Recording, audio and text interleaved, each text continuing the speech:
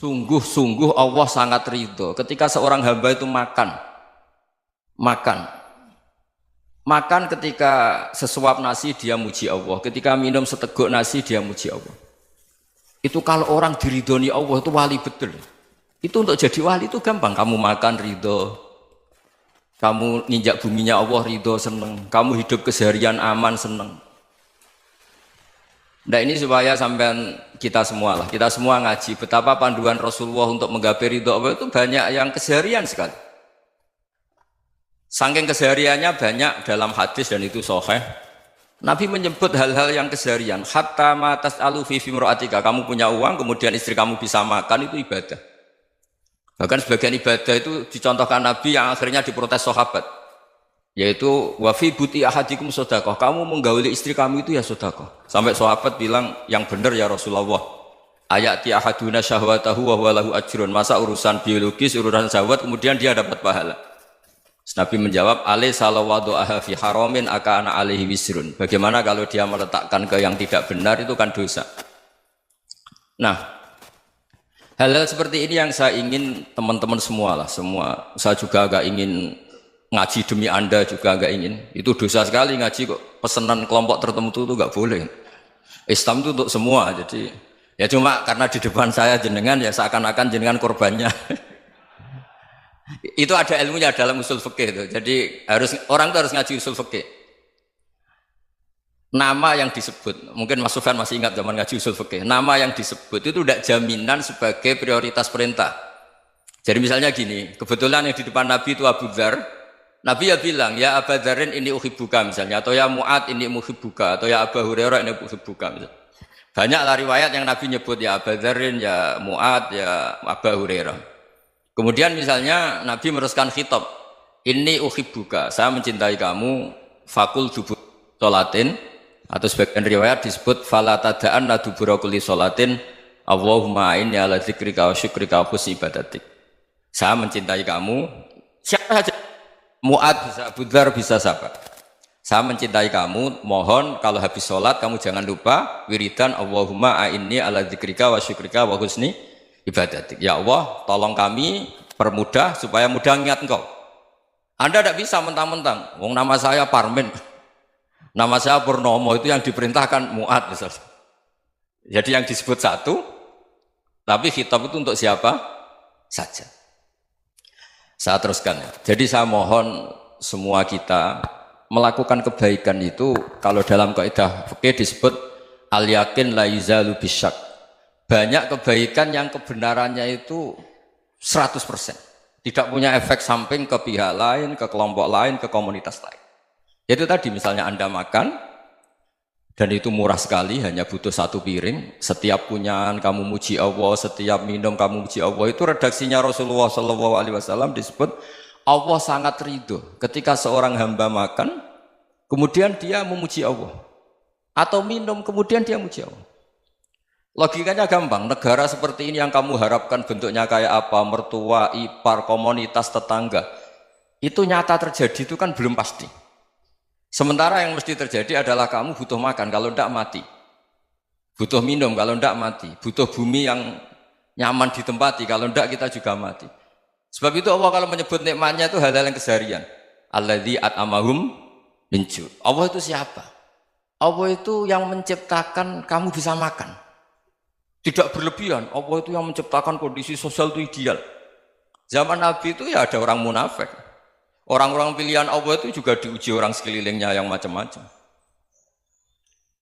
Semua diuji sesuai konteks zaman dan waktu.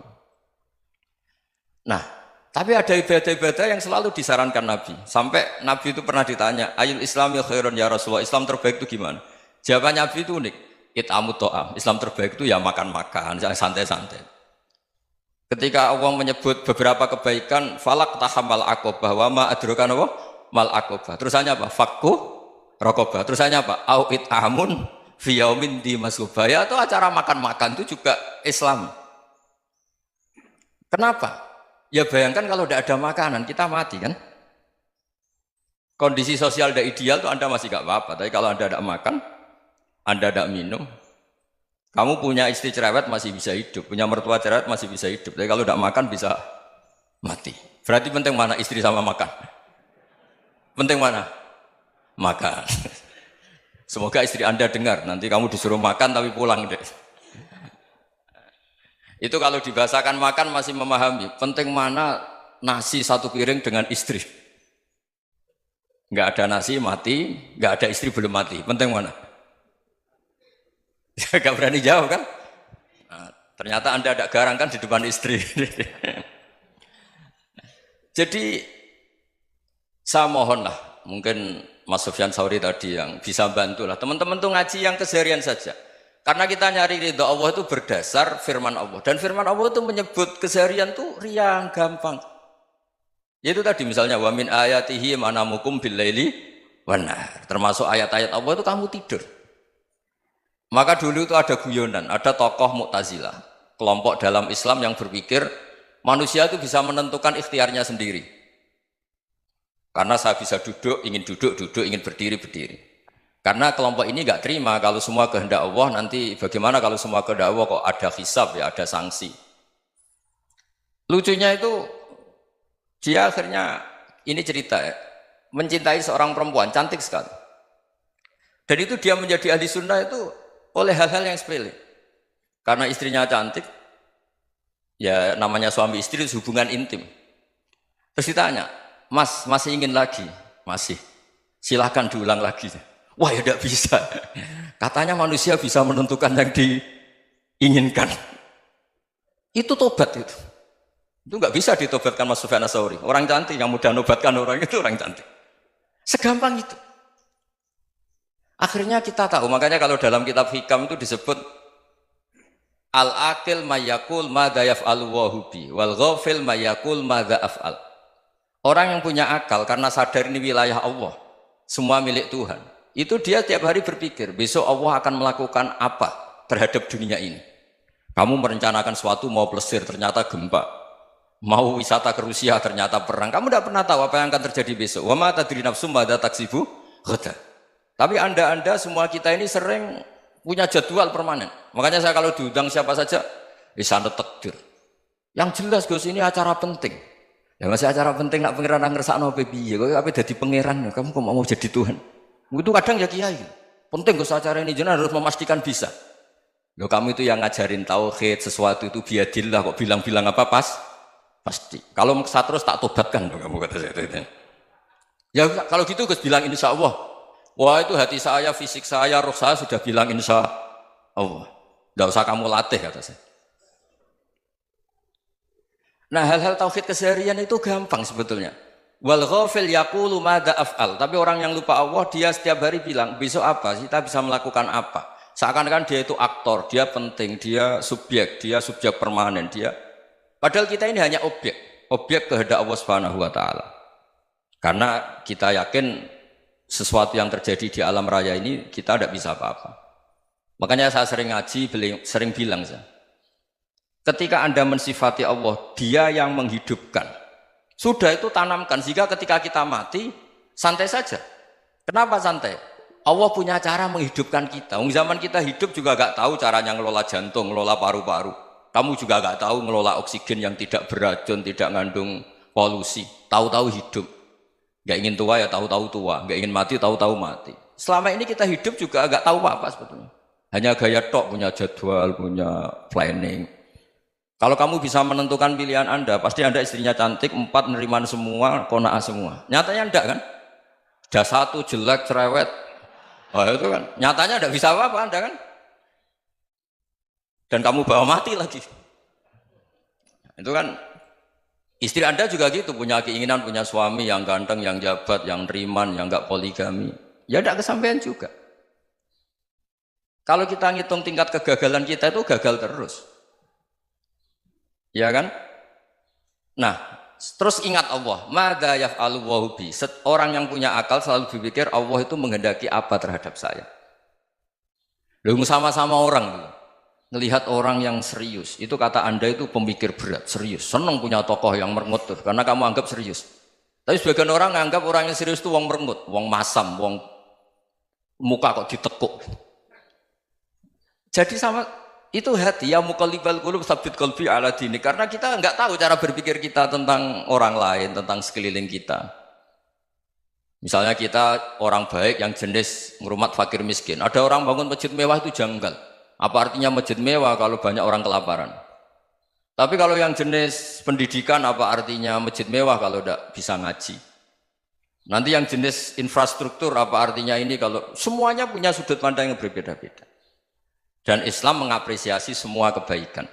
Tapi katakan semua kebaikan itu adalah kehendak Allah Subhanahu wa taala. Karena apapun baik Anda itu pakai fasilitas yang diberikan oleh Allah Subhanahu wa taala. Sehingga ini yang disebut qulillah tsumadarhum fi khawdihim yal'abun.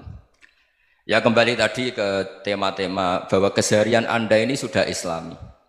Saat Anda tidak bisa melakukan apa saja. Saya sering ada jenazah, biasanya kalau tetangga meninggal saya sering disuruh ngelepas. Saya bilang orang ini baik karena sering ngelamun di rumah, sering nganggur di rumah. Ditanya sama anaknya, kenapa Gus nganggur baik? Ya kalau dia nganggur artinya juga agak berbuat sesuatu yang maksiat kan? Iya kan? Orang nganggur di rumahnya ya tidak bunuh orang, tidak maling, tidak korupsi, ya namanya nganggur di rumah. Lah cuma istri cara pandang nganggur gak menghasilkan uang itu. Tapi juga gak menghasilkan kriminal kan? Jadi sebenarnya Islam itu makanya kalau sampai ngaji usul fikih itu ada kitab usul fikih namanya Lubul Usul, itu terkenal sekali di pesantren itu. Itu kalau ngapresiasi keseharian itu luar biasa. Izma min mubahin illa wa yatahaqqaqu bihi tarku haramimma. Karena keseharian yang mubah saat Anda lakukan itu ada kehebatan yang luar biasa, yaitu meninggalkan haram. Makanya dulu banyak orang-orang alim ketemu temannya itu guyon sampai semalaman. Itu biasanya yang semangat Islam itu kiai kok tidak tahajud, kiai kok tidak witir. Orang yang sedang mapan uangnya banyak, malam itu tidak kelayaban itu sudah luar biasa. Melawan nafsu supaya tidak maksiat itu sudah luar biasa. Supaya lupa guyon sama temannya semalaman sampai subuh. Gejlok-gejlokan ngenang zaman miskin, zaman kuliah nggak jelas, zaman apa. Melihatnya jangan tarkut tahajud. Seperti ini meninggalkan tahajud, tapi meninggalkannya ini talkul muharramat. Jadi kayak apa hebatnya? Sehingga Imam Ghazali punya riwayat yang agak unik. Hatta takuna ibadatu akhiri hadil ummah iku an-naum. Sehingga suatu saat ibadah terbaik umat ini itu tidur. Itu kan riwayat kontroversi. Ketika Imam Ghazali ditanya, kenapa iya? Kenapa kamu mulai keluar dari rumah itu sudah banyak maksiat? Melihat perempuan yang enggak mahram, melihat fenomena. Tapi kalau kamu tidur itu enggak melihat apa-apa. Tapi juga kamu jangan menganggap tidur itu ibadah betul. Saatnya melakukan fardhu ain malah masih tidur. Tapi itu sudut pandang yang menjadikan kita Islam itu gampang. Jadi saat Anda tidak bisa aktivitas apa-apa, misalnya ada beberapa orang yang lumpuh. Lumpuh itu memang nggak bisa Jumatan, nggak bisa ibadah, tapi dia juga nggak bisa maksiat. Tidur itu memang Anda saat itu tidak bisa tahajud, tidak bisa witir, tapi saat itu ada zina, ada maling, tidak gosipkan orang, tidak bully orang, tidak menanamkan kebencian, tidak hasud. Sehingga tidur menurut Allah Ta'ala wa min ayatihi manamukum billaili apa? Wan-nahar. Karena di tidur itu selain ada unsur istirahat, jaga kestamina, juga ada unsur meninggalkan beberapa keburukan. Nah saya mohon ibadah yang keseharian ini kita jaga. Supaya kita semua baca ayat itu fasih. Fasih itu tertanam di hati. Allah itu siapa? Alladzi at'amahum min ju'i wa amanahum min khauf. Dan Allah kalau cerita di Quran itu anna sababnal ma'a sabba thumma syaqaqnal ardha wa syaqqa fa ambatna fiha habba wa inaba wa qadba wa zaituna wa nakhla wa hadaika hulba. Kamu tahu saya ini siapa kata Allah? Saya ini adalah Tuhan yang menurunkan air, kemudian ada tanaman banyak. Habba wa inaba wa qadba, ada zaitun, ada tin, kalau orang Jawa mungkin ada tela, ada padi, ada mangga, ada pisang. Sudah. Wa inaba wa zaituna wa nakhla wa hadaika hulba. Ada perkebunan yang lebat. Tujuannya apa? Mata Allahkum, silahkan kamu pakai, kamu nikmati. Tapi karena kadang kita ini punya ide-ide besar. Tadi untuk syukur saja nunggu punya istri riman, rumah baik, tetangga baik, komunitas baik, semuanya baik baru syukur. Lama-lama nanti ada di surga, syukurnya nunggu surga paling kelas A. Itu sudah ada yang menghuni Rasulullah, kamu nggak boleh di situ. Masa untuk syukur saja? Repotnya Masya Allah. Jadi mohonlah Quran yang kalau Anda hafalkan juz amma itu kan ada ayat-ayat yang kayak tadi. Ya, fal yang dzuril insanu ila ta'ami. Coba lihat Apa yang kamu makan ya? Dari mana? Dan untuk mempertahankan hidup kamu keseharian. Jadi jangan kira ibadah itu harus membentuk komunitas yang versi Anda. Ibadah itu harus hal yang mulu-mulu. Kesehariannya Anda alami. Loh ini saya tidak bikin-bikin. Saya ngaji bukan karena berdasar pesanan. Itu ayat yang saya baca kan betul ada ayatnya kan. Fal yang dzuril insanu ila tu'ami anna soba penal ma'a soba thumma syaqaqnal ardo syaqqa fa ambasna fiha habba wa inaba wa qadba wa zaituna wa nakhla wa hadaika ghulba. Terusannya apa? Mata'al lakum, silakan kamu nikmati. Mata itu silakan kamu nikmati. Ya kayak sampean dikasih hidangan ya makan. Ya sudah makan, habis makan ya minum, habis itu ngantuk ya tidur. Ya sudah normal-normal saja. Kayak apa indahnya Islam? Tapi Anda mencari Islam yang gimana lagi? Nah itu yang diajarkan guru-guru kita, diajarkan sanad kita sampai Wali Songo, sampai Rasulullah SAW. Bahwa pada akhirnya ada jihad, ada perang. Itu dulu memang perang, bukan membunuh, beda. Dulu kita dijajah Belanda ya perang, dan itu normal karena kita dijajah. Jadi ketika orang lain ingin baik sama kita, wa in ahadum minal musyrikin astajaroka ya fajirhu hatta yasma'a kalam Allah. Kalau mereka ingin baik ya kita baik. Makanya ada istilah mustakman, mu'ahad. Kalau mereka ingin damai, berdampingan dengan kemajmukan ya itu yang lebih baik. Karena memang Islam menghormati proses perdamaian. Wa in janahu lis-salmi ya fajnah lah. Kalau ingin damai ya kita harus